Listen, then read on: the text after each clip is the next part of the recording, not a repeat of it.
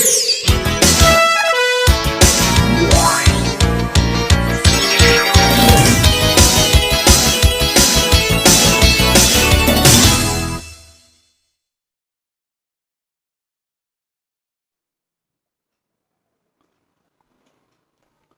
Students, तो ये हमारा कोऑर्डिनेशन कंपाउंड्स का सेकंड वीडियो है। कोऑर्डिनेशन कंपाउंड और यानी कि कॉम्प्लेक्स सॉल्ट्स और डबल सॉल्ट्स में क्या डिफरेंस है। तो पहला पॉइंट मैं यहाँ पे आपको बता देता हूँ, both double salts and coordination salt या कॉम्प्लेक्स सॉल्ट दोनों लिख सकते हो, made from more than two compounds, but in the case of ये दूसरा पॉइंट ले लेते हैं तो अच्छा रहेगा। दूसरा पॉइंट हम लेंगे, cation and anion ratio are in a stoichiometry, और दोनों में जो है वो कैटायन और एनायन का जो रेशियो होता है ना, वो क्या होता है, स्टोचियोमेट्रिक होता है, मतलब कि स्टोचियोमेट्री में होता है। प्रॉपर स्टोचियोमेट्री लिखेंगे तो अच्छा रहेगा, प्रॉपर स्टोचियोमेट्री, ठीक है। लेकिन क्या होता है third one, but the difference is that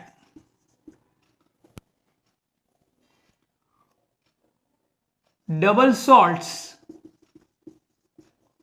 are solid state compounds when dissolved in water they lose their identity and completely dissociated, but coordination compounds do not or don't lose their identity and do not completely ionised. अब यहां पे मैंने क्या लिखा, difference क्या है, तो double salts और ये जो है वो दोनों सॉलिड स्टेट में होते हैं, लेकिन प्रॉब्लम कहां आएगी, डिफरेंस कहां दिखेगा, जब दोनों को पानी में आप मिला दोगे, मिक्स कर दोगे, तब क्या होगा कि डबल सॉल्ट जो है वो कंप्लीटली डिसोशिएट हो जाएगा, लेकिन हमारे कोऑर्डिनेशन कंपाउंड जो है वो कंप्लीटली डिसोशिएट नहीं होते हैं और वो अपनी आइडेंटिटी रिमेन रखते हैं। लेकिन ये लोग जो डबल सॉल्ट होते हैं वो कंप्लीटली डिसोशिएट हो जाते हैं, और इसी वजह से क्या होता है कि डबल सॉल्ट और ये कॉम्प्लेक्स सॉल्ट में ये डिफरेंस है, ठीक है। एक एग्जांपल देखते हैं तो हमें ज्यादा पता चलेगा।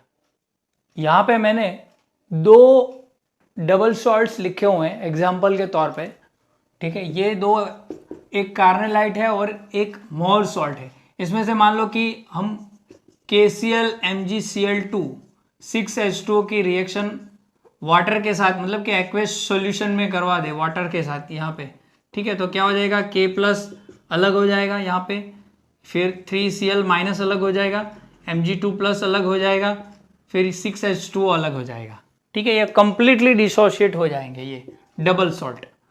इफ मैं कोऑर्डिनेशन कंपाउंड्स की बात करूं तो क्या होगा, K4FeCN6, ठीक है। अगर मैं इसकी बात करूं तो जब इनको वाटर के अंदर मिक्सअप करोगे तो ये 4K अलग हो जाएगा और CN6 जो है 4- वो ऐसा ही होगा, मतलब कि सिर्फ इतने ही डिसोशिएट हुए, जबकि डबल सॉल्ट पूरा डिसोशिएट हो गया, है ना। तो ये डिफरेंस है डबल सॉल्ट और कोऑर्डिनेशन कंपाउंड के अंदर। समझ में आया, क्लियर, इतना नोट करो। तो यहां पे मैंने कुछ इंपॉर्टेंट टर्मिनोलॉजीज लिखी है क्योंकि ये समझाना बहुत ही ज़रूरी है कोऑर्डिनेशन कंपाउंड में। फर्स्ट जो है वो है सेंट्रल एटम। सेंट्रल एटम किसे बोलते हैं? Central atom is an atom of a metal to which lone pair donor species like ligands are attached and forming a specific geometry. Central atom माने कि ट्रांजिशन मेटल जिनको जो lone pair donate करता है, ठीक है। तो यहाँ पे मैं बोल सकता हूं कि सेंट्रल एटम जो है वो कैसे एक्ट कर रहा है? लेविस एसिड की तरह एक्ट कर रहा है, ठीक है। जो लोन पेयर एक्सेप्ट करेगा, लिगेंड्स जो डोनेट करेगी वो। और लिगेंड्स किसे बोलेंगे? Those are the species which donate lone pairs. कौन हो सकती है वो? कैटायन हो सकता है, anions, neutral atoms and molecules. Cations क्यों लिखा? किसी केसेस में कैटायंस भी होते हैं इसलिए मैंने कैटायन लिखा हुआ है। तो यहां पे जो लिगेंड्स होंगे, ठीक है, लिगेंड्स वो कैसे एक्ट करेंगे? They act as Lewis base, okay. क्योंकि वो लोन पेयर देंगे तो वो एक्ट कैसे करेंगे? लेविस बेस की तरह। Coordination entities. अब कोऑर्डिनेशन एंटिटीज हम किसे बोलेंगे? तो यहां पे मैंने एक लिखा हुआ है कि the ligand attached to the central atom which combinedly called as coordination entities. यहां पे एक एग्जांपल मैं ले रहा हूं, K4FeCN6, ठीक है। तो ये जो पार्ट है उसे कोऑर्डिनेशन एंटिटीज बोलेंगे। क्या बोलेंगे इसको? कोऑर्डिनेशन एंटिटीज, ठीक है। ये जो है वो क्या है? सेंट्रल मेटल एटम, और ये जो है वो क्या है? लिगेंड है। क्या है? लिगेंड है, ठीक है। काउंटर आयन किसे बोलेंगे? द नेगेटिव आयन और पॉजिटिव आयन, कोई भी हो सकता है। यहां पे आयन ही लिख लेते हैं हम। The ion species which satisfy for primary valency of central metal ion. Primary valency जो ये सेटिस्फाई कर रहे हैं उसे क्या बोलेंगे? Counter ion. क्या बोलेंगे? काउंटर आयन या काउंटर आयंस बोलेंगे, ठीक है। तो ये हमारे काउंटर आयंस हो गए, ओके। उसके बाद है कोऑर्डिनेशन स्फेयर है, मतलब कि ब्रैकेट का अंदर का पूरा पार्ट है उसको कोऑर्डिनेशन स्फेयर बोलेंगे। Coordination entities which placed in square bracket are called as coordination sphere है। मतलब कि ये जो पूरा पार्ट है उसे क्या बोलेंगे? कोऑर्डिनेशन स्फेयर है, ठीक है। क्लियर? समझ में आया इतना? इसके बाद जो है कोऑर्डिनेशन पॉलीहेड्रॉन। पॉलीहेड्रॉन किसे बोलेंगे? When ligands attach with central metal ion they gives rises to geometry, that is spatial arrangements, जो मैंने आपको आगे बोला था, ऑफ द कोऑर्डिनेशन कंपाउंड। मानो कि कोई कंपाउंड है मेटल, उसका कोऑर्डिनेशन नंबर 6 है, ठीक है। तो यहां पे कुछ लिगेंड जो है वो 6 ऐड होंगे, ठीक है। यहां पे कोऑर्डिनेशन नंबर क्या है? 6 है, दैट इज क्या होगा? इसकी जियोमेट्री ऑक्टाहेड्रल होगी, तो इसे पॉलीहेड्रॉन, कोऑर्डिनेशन पॉलीहेड्रॉन बोलेंगे।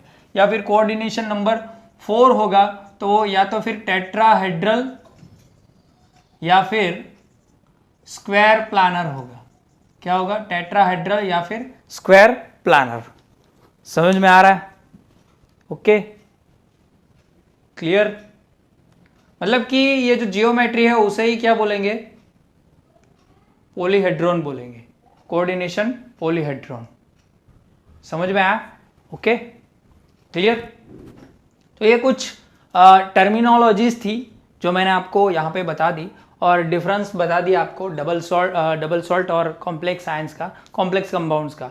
तो मैं एक डिफरेंस डाल दूंगा आपको PDF फाइल में, तो आपको ज़्यादा समझ में आ जाएगा कि डबल सॉल्ट्स और कोऑर्डिनेशन कंपाउंड के अंदर या दोनों के बीच क्या डिफरेंस है, ओके।